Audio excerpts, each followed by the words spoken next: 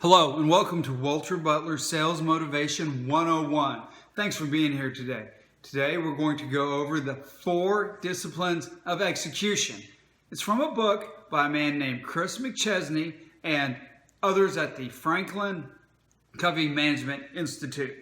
And we're going to take these 4 disciplines of execution, and we're going to apply them to a very popular television show, The Walking Dead, Zombie Apocalypse. I love it. I'm almost 50 years old. My boy loves it. He's 12 years old. It covers a very wide range of demographics, probably centered around the younger crowd, and that's a good point. That is excellent that it does, because we want to relate these 4 disciplines of execution to something that the younger crowd relates to, so when they get older, when they're their leaders, maybe they'll remember, hey, this was very relatable back then, and use it in their business lives. All right, so let's get started. What are the 4 disciplines of execution? Well, to begin with, corporate strategy, execution of corporate strategy. Which one is easier? Well, someone went out and asked this question to large corporations, and they overwhelmingly said execution of corporate strategy is a whole lot harder than coming up with what that corporate strategy should be. So that's where we get to the 4 disciplines of execution. Now, any corporation is going to have its daily activities. It's got accounting, accounts payable, accounts receivable. It has marketing, it has sales, paying the bills, and it's got manufacturing. Maybe it's a manufacturing company, and it's got to build the product as well. All of these activities combined, that's called the whirlwind. 99% of the company's effort is charged towards the whirlwind. So the first discipline of these 4 disciplines is to determine what are the wildly important goals that must be accomplished in order to sustain this whirlwind and to keep it moving forward. If you have 20 of these goals, the whirlwind's going to suck them up, and they're just going to get lost in the whirlwind. You need just to have a few, focus on a few, 2 or 3 wildly important goals, and we call these WIGs. So that's discipline number 1, focus on the WIGs. Number 2 is focus on the lead measures that produce the lag measures. For instance, let's think of football. Hey, I love football. My boys in football. I even coach them in football.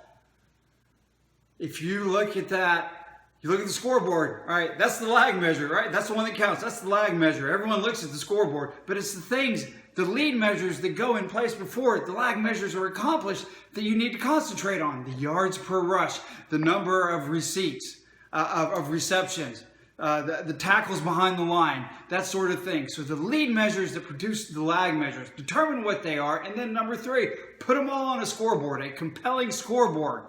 Okay, you look up there, it's easy in football, 14-7, 20-3, whatever it is. Corporate America can be a little bit harder to determine what goes on that scoreboard, but guess what? Not everything goes on that scoreboard, just the most important lag measures and the lead measures that produce those lag measures. Okay, finally, coming up with a corporate culture cadence of accountability. That is meetings. No one likes meetings, but that's getting together, plan, do, evaluate, repeat, plan, do, evaluate, repeat. Meetings where people get in there and they say, okay, I've done this. This is where I am in terms of my sub goals to get to those 4 goals of disciplines of execution. A culture of accountability. All right, well, let's relate all this to The Walking Dead. Okay. Number 1, wildly important goals. Let's look at it. You have Rick, and then you've got Daryl and Carol and Glenn and Maggie. That's kind of the core group there at The Walking Dead. But Rick embodies the first goal, the first 2 goals, so much so. Now, Daryl's almost the same with Rick. Daryl's kind of the second compared to Rick. But Rick is all about the wildly important goals. And what are they? Well, it's pretty obvious in the zombie apocalypse. Staying alive. That's the number 1 wildly important goal, is staying alive. You might think that's the only thing, but as you go forward, and we're in season 6, we'll be getting on to season 7. As you move forward, you see that they got some stable society. There's another goal that has come up, and that's, well, hey, Maggie's pregnant, right? Or at least she was the last time I looked. Maggie's pregnant. That's once protection and security and food, and once you've got, that kind of worked out, at least a little bit, all right, better than when they started out in episode 1. Once you've got all that worked out, the next thing is to worry about the next generation. We want to ensure that the human race is still around after we're gone, all right? Well, guess what? Rick has a baby. He gets it. All right, he has a baby. He's cared for that baby. He's made that baby. Maggie's pregnant. But if you look at Rick, he embodies that first goal, staying alive. He'll do whatever it takes. Maybe he's a killer. Maybe he's not. I've seen him in some pretty tough situations. Turn on his pack, try to hurt him or the people that he loves and he cares about. He will kill you. Now, Daryl and Carol and Maggie and Glenn and all of them, they kind of form the core as well. And they get that idea also, but they go off on tangents and moral thinking and difficult. Not like Rick. Rick is all about the most important, the wigs. Rick is all about the wigs, staying alive. He gets it. And he also gets the second wig, which is having kids and having the next generation. It's important, and it's vitally important that the leader, and Rick is the leader, that the leader gets it.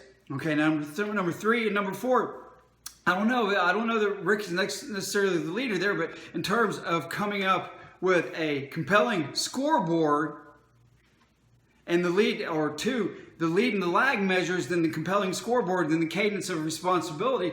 As far as the lead measures and the lag measures go, once we have the first wig taken care of, which is staying alive, and then the second one that comes around, what is important there is sustainability. And when you terms of look at lead measures and lag measures, Morgan gets it. Remember Morgan, the guy with the cane, wacky? And then Deanna gets it. Remember the leader of Alexandria, the community there? She gets as well. Morgan gets the lead measure, one of the lead measures, which is cleared acres of zombies. Remember when he freaked out and he went into the forest and he just started clearing zombies out in a circle, and then the rocks he'd write cleared on, right, to tell him that he's cleared, he's gotten rid of the zombies. That is a lead measure. Okay, what is the lag measure? Well, the lag measure is obvious. It's the number of people who are still alive, right, and the size of the community should be growing, right? There's your lead measure. Your lead measure and your lag measure. Your lead measure is cleared acres of zombies. Remember in the 6th season where all the zombies got into Alexandria and they had to go out and make a stand and basically kill them all off? They cleared them. They cleared acres of zombies in that episode. So that's one of your lead measures. Another one of your lead measures, and Deanna got this, the leader of Alexandria, right? Deanna got this. She drew up the plans to create sustainable food. Your stock of food. That's another lead measure. So cleared acres of zombies, stock of food, produces your lag measure, your scoreboard, which is the number of people who are alive. Right now, the only scoreboard they have is on the wall, and it's the number of people who died. Terrible scoreboard. No way to win that game. But if you have the people who are alive, at least the number of people who are alive inside of the Alexandria, there's your lag measure. That's a lag measure. That's a winnable game, right? And that's one of the things this book talks about is you've got to set it up to be a winnable game. Number of acres of zombies cleared, food stocks, lead measures, then you have your lag measure, which is the number of people who are alive. That's a winnable game. And then finally, a corporate culture of accountability. Meetings. You don't see, when Rick and Daryl and Glenn and Maggie are all out killing zombies, and Carol, right, before she freaked out and left, but she'll be back. They don't have meetings. They don't have time to have. Every now and then they'll call a meeting just to determine, hey, we're going to go over to the survivors and kill all of them, right? So they had that meeting in the church. Who gets meetings? Who gets the accountability? Well, it's the preacher. Remember the preacher?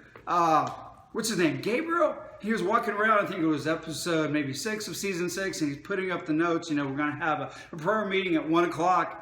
He gets that, all right? He gets the meetings. He gets the accountability. He gets everyone, the idea of getting everyone together. Well, what did Rick do? Rick went around and he tore down those signs, and of course, Gabriel put them right back up. So I think what we're going to see, all right, on this show, The Walking Dead, and that's what you see in every business, just about every single business, is you have someone who's going to get you through executions 1 and 2. That's determining what the wildly important goals are and sticking to them, doggedly sticking to them, and then determining the lead and lag measures and doggedly sticking to those until they get the company off the ground. I don't know that Rick's going to be able to take them to the next level. He might, you know. You have super leaders out there, maybe Bill Gates and Steve Jobs, who took Apple and Microsoft all the way, but typically you don't see the leader, the person who starts the company, taking the company all the way. Usually there's a handoff. My money's on Glenn.